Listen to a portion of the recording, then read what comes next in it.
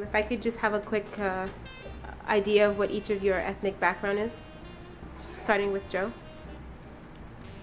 Born in Cape Verdean, and my mother is from one island, San Vicente, and my father is from Folk. I was born and raised in Folk until I came to the United States at the age of 16.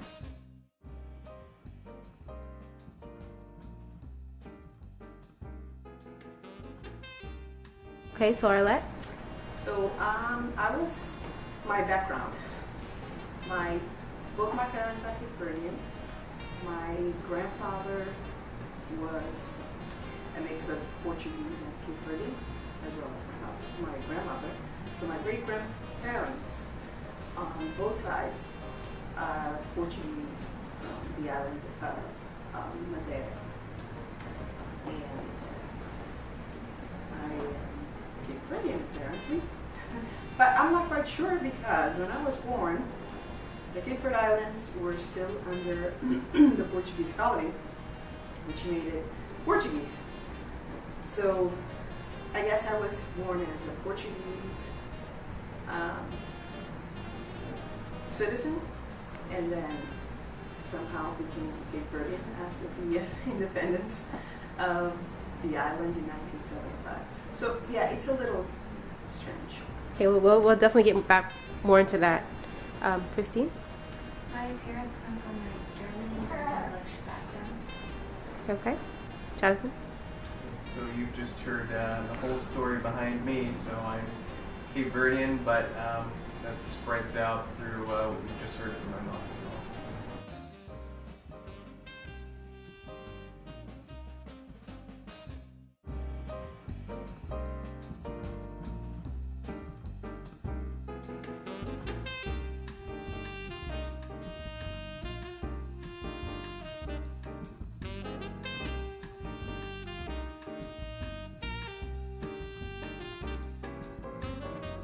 Okay. And so is it safe to say that the three of you identify as Cape Verdean? I would say yes. Okay. Not totally, because Okay. because I did not grow up in the islands. Mm-hmm. I didn't take in the Cape Verdean culture at a young age, so I always saw myself as Portuguese, just Okay. because that's where I grew up. Okay. Yep, that's fine. So being here in America, we have the wonderful check the box system. How do you guys feel about that? We'll start with you, Joe. Are you comfortable checking the boxes and categorizing yourself, or do you find it to be unnecessary, frustrating, annoying, none of the above? If you could just elaborate for me, please. Well, I think it has its place. In general, I do not like it because it puts you in the box. Okay, what do I mean by that? For example, if they ask me to check a box, or if somebody check on my behalf, they would check, for example, black. Okay, black, what does that mean?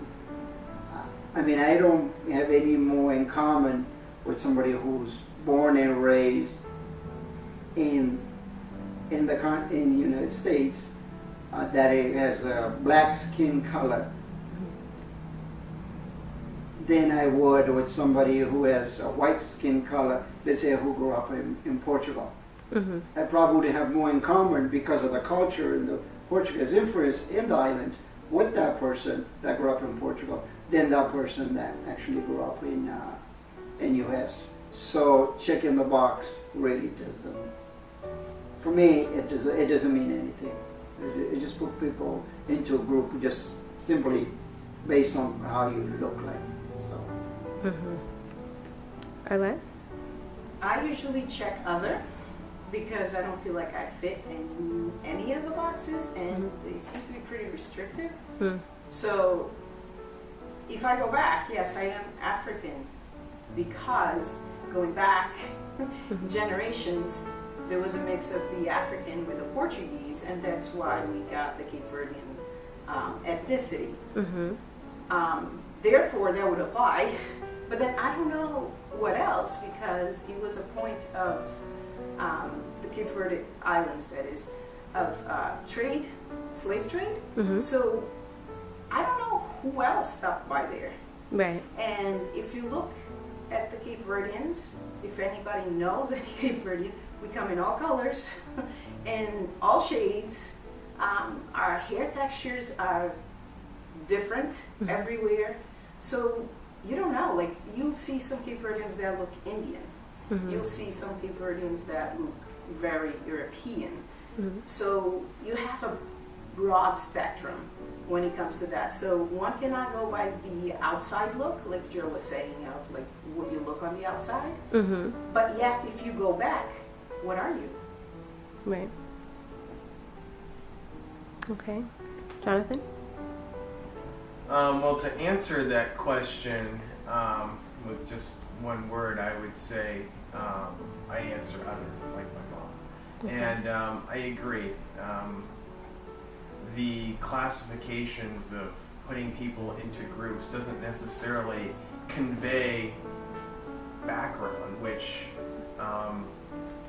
I think is a problem, making 5 or 6 different categories and trying to make everyone fit under one of those categories. So Right. I always pick other, but and I feel like I also don't fit into any of those categories. And sometimes when it comes to local information outside of things like college applications and other applications that you might fill out, they may be very specified to ethnicities in that specific state or that specific area of the state too. So sometimes those are a little bit better, but generally I do pick other. Okay. How long have you been here? And then what has your experience been, negative and positive? Well, I've been here since 1988.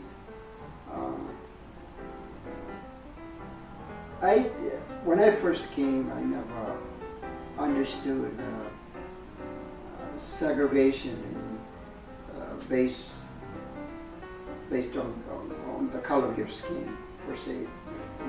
I mean, obviously, I was always aware that people have different skin tones, but that didn't make one any better than the other. So to me, we were always treated based on how you present yourself and how you conduct yourself. So that was really the barometer that people used to judge you, if you will. So it was a bit new to me, and not fully understanding the culture in the language at first, I really didn't notice any difference. But years later, I mean, you would hear people make comments, now saying things. I mean, I never had any extreme experience that I can point to, say absolutely negative. Well, I suppose you could nitpick here and there. You said, there have been times where people may have, done something or said something, maybe because they didn't like the way I looked. But on the other hand, too, I always tried to conduct myself on the utmost respect for myself and for others, whether being young or old. And the respect for the authority as well. So I never really found myself in a situation where I would say, I had an extremely bad experience in the country. Okay. However, I will say though, the country is definitely a land of opportunity. For myself, definitely see that, and I see that every day. Yeah, you may have some difficulties because of the color of your skin, but I don't think that would determine whether you succeed or you can have a comfortable life, which success is very relative, So in general, I would say my experience in this country has been very, very good, very, very, very good. Well, I have been thought to be many nationalities. Mm-hmm. People had thought that I was Dominican.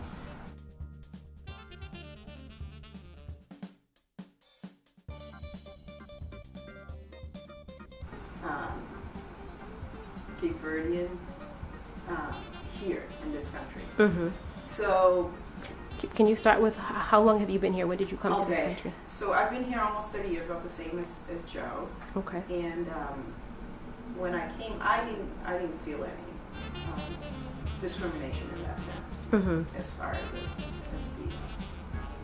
the way I look on the outside. Mm-hmm. It wasn't until I got to know a little more about the country and the differences and the history that I learned a little more. So I can't say that I've been, but once I remember. Okay. Okay. Jonathan, what has your experience? I know you're not new to the country; you're born here, but as far as just a young man of color, what has your experience been?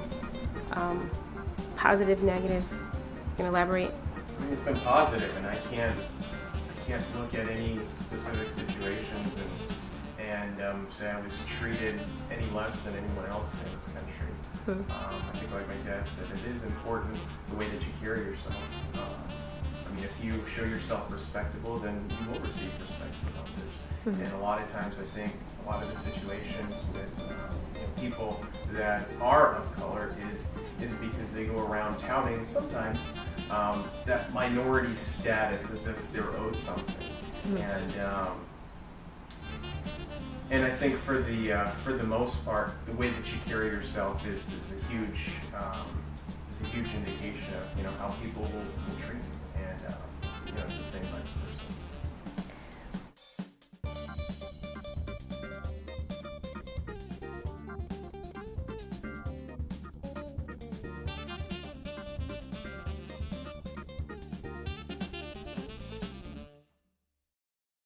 Would you, any of you, all of you, would you say that because you, or mainly, I guess, Joe and Arlette, would you say that there is a disconnect, maybe from people of color, from here, and I don't just mean African American, I just mean in general, for people of color who are from here, because there is a colorful past, going back, do you feel like there's a weightiness with people of color that are from here versus people that are not from here, if that makes sense?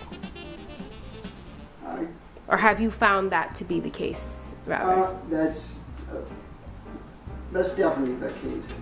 From my perspective, what I've seen, it has a lot to do at times with the culture. What do I mean by culture? Your background, the way you were raised and thought the right from wrong, and what we would say as Christian, your worldview, it has a lot to do with that rather than your skin color. Your skin color is another addition to it. Now, before I go on, I just want to say it's not that perhaps there hasn't been an instance in the past where somebody had made a comment simply, because of the color of my skin, that maybe if somebody else with a lighter skin, they're probably going to make the same comment. I mean, that probably hasn't happened. But what I do is I don't dwell on that. I just ignore it, because what I see that I see it as ignorance, nothing else. And for me, that's really what I see. If people do anything like that or say anything like that, I see it as simple as an ignorance. Now, there's the other avenue you can take. You can feed on that. Okay, if somebody makes a comment that you may deemed as offensive, you can feed on that, and that's when at times you have an escalating situation. Okay, but I look at it the other way. Okay? This even before I became a Christian, and after I became a Christian, it was reinforced through a Christian doctrine that that's exactly how I should respond. You know, you should not respond an anger with a bitter anger. You know, you should respond to an anger with love. So that's how I see out of that. But I think, to go back to your question, I think there is a difference for specifically people of color who was born and raised here. However, I would say, again, we would go back to the parents, what they learned from the parents. Because whatever my boys learned from me, it's not what the American media or American culture in general, it's not what they were teaching. It's what I learned in the islands. And even though I came young, but I believe at the time that I came, my way of thinking, the way of rationalize right and wrong was pretty much well established. And that's credit go to my father and my mother and my older sister, you know, the way they taught me to conduct myself. And I would say here, a person that's born and raised here, a lot of times, it has to do with that respect for authority. I know I talk about this quite a bit, especially with the young man. If there's one message I would say to the young men, especially young men of color, what I see lacking most of the time is a respect to authority. Now, I'm not saying you need to agree with authority. You don't have, if something is wrong, it's wrong, but you still need to respect an authority. Why this coming from somebody that's of color in that position, or somebody that's white or Caucasian, whatever it may be, whatever the person in that position, you don't respect. It's not mainly that you respect the person, you respect the position, which is the authority. So I think that's what's lacking for the most part. I think that really what creates a lot of anger, resentment, I think within the different groups, or to be more precise, between black and white. I think it has a lot to do with. Okay. So my perspective is that color should not define who you are in the first place, but I have a different view on that in a sense of how I grew up. So growing up in Portugal, it was a lot more defined as who was accepted and who was not. And because actually my skin color worked against me because I was seen as being a mix. And that would be worse than being full black or just being Portuguese. But that goes back to the culture of colonization, and because they took over Angola, Mozambique, Cape Verdean. So, you know, so I remember going to school and actually being made fun of because I was not either one or the other. So if you're mulatto, you're actually better, worse off. Now when I came here, I felt more welcomed in that sense because there was no discrimination with that. So it's kind of strange. Okay. As far as with the islands and the same thing going on, because I didn't grow up there, I did not see that and I did not experience that. It wasn't until I came here and I was more involved with the community that I realized it. So it was kind of a shock to me. But I do definitely think that when it comes to blacks who were born and raised here,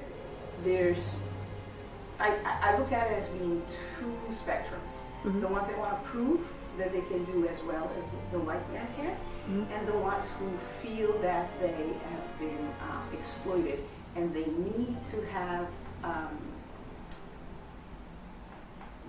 somebody needs to make amends for that. Okay. So you have the two spectrums of how they see themselves as black. Okay. Never Integrating with the country being one, but either being like, I deserve something better because of the ill that was done towards ancestors, or I am going to prove that I can do as well as these, white folks. Okay. I guess, do you feel like any other black man, or do you feel different because you had a different experience at home? Okay. I'm sure that I probably do see growing up in my home different than somebody outside of my home.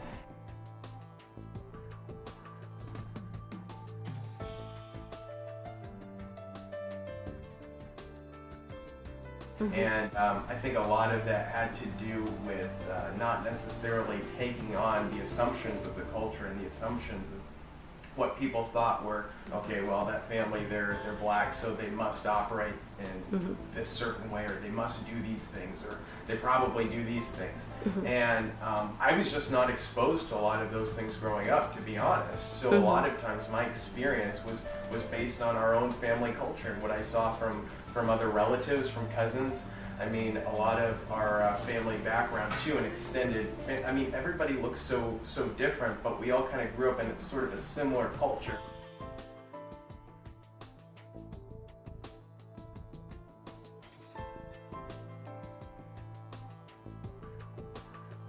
In terms of our families, and it was really just defined by our family culture and by school culture at the time. And I went to a private school, and I wasn't seen any different as anyone else.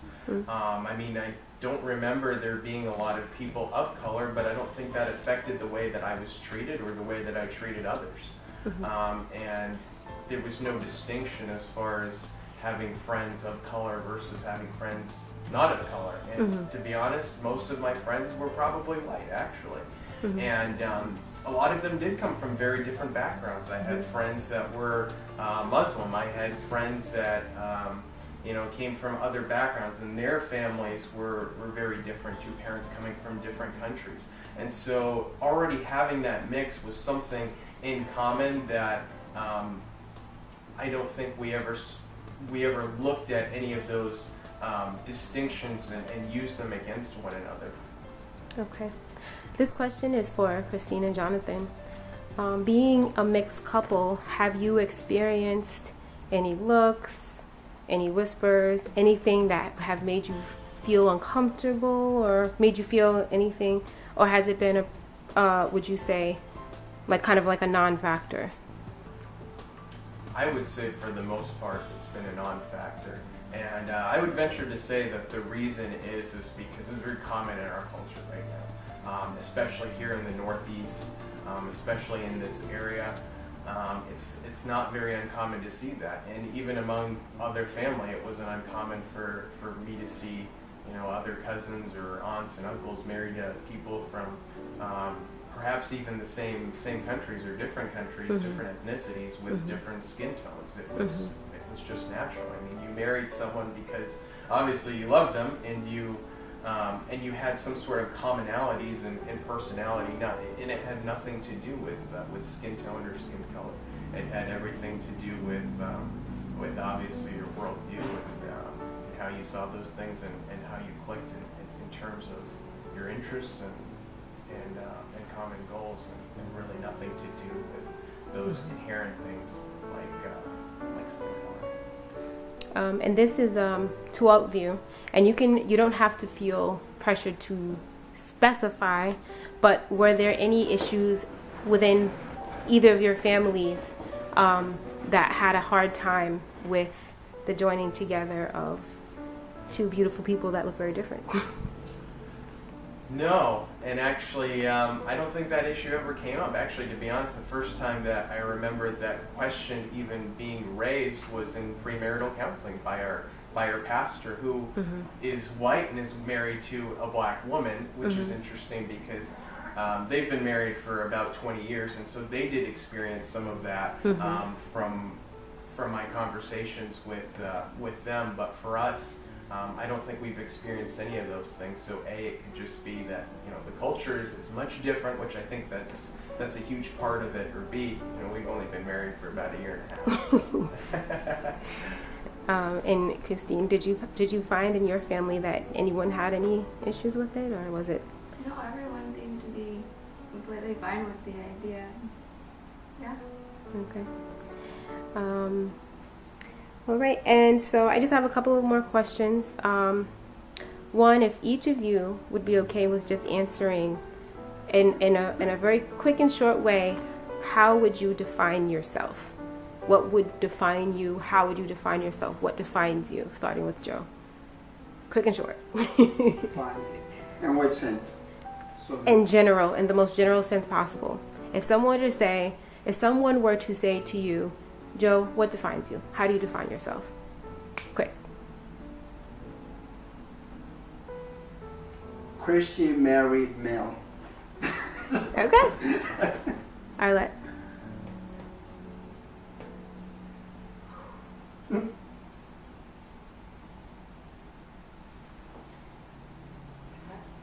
Okay. Christine. Pass. Okay. Jonathan. I would say what defines me is my personality and my faith. Very good. What does freedom mean to you? Jonathan, we'll start with you this time. What does freedom mean to you? I think freedom, it's a very broad and relative term, but freedom to me, since you asked it specifically, I think means that you're able to do things obviously within parameters that don't affect others, that express your own person, being your personality, your interests, your goals, and in pursuing any of those things within the realm of not bringing anybody else down, but showing the differences in our personalities versus somebody else. Oh, that's a hard question. Are you free? Am I free? I would say yes. And when I go back to the root of freedom, the first thing I think about is I think about worldview and I think about my faith. I think about freedom in Christ, because ultimately, if you're defining yourself by your faith and by your own personality as a Christian, you're defined by Christ, who has made you free to pursue those things and to glorify Him in the process. And so I would say, yes, I am free, and that's because of what anybody else has done in this world, or what my parents have done, or what they haven't done, or what the government has done, what the school system's done. None of those things define freedom for me outside of Christ. Okay, we'll go this way. Arlette? I think I would go with that. It's like the freedom in Christ and who I am in Christ. Because the word freedom could be very vague as far as interpretation. So unless you're very specific of how you intend to use the word freedom, and I think that would be the most important right now, that there's no bondage to anything, not that I see here in this country, but to have that freedom of Christ. So that's how I would say. Okay. And Joe? Yeah, I do agree with those sentiments. I think there are two ways that I can describe it. The freedom, me personally, free as Christians, free in Christ, and I have to hold on to the bondage of the past or to my failures, knowing that I'm a sinner, that Christ has paid the ultimate penalty for me. So whatever else is happening around me, it's all temporary. In that sense, freedom, in that sense, yes, I do feel free. On the secular thinking, more that, freedom of movement, freedom of, doing the things you want, freedom of not being held back by someone else. All of that, I would say, the United States is the one country in the world where you can really feel free.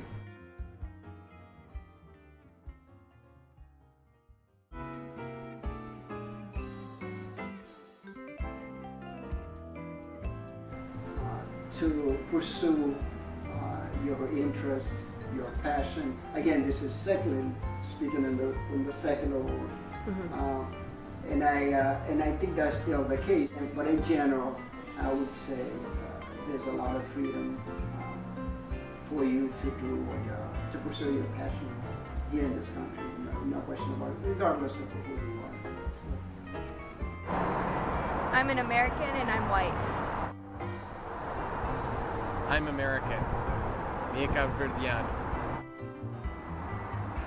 I am Cape Verdean. Me Creole.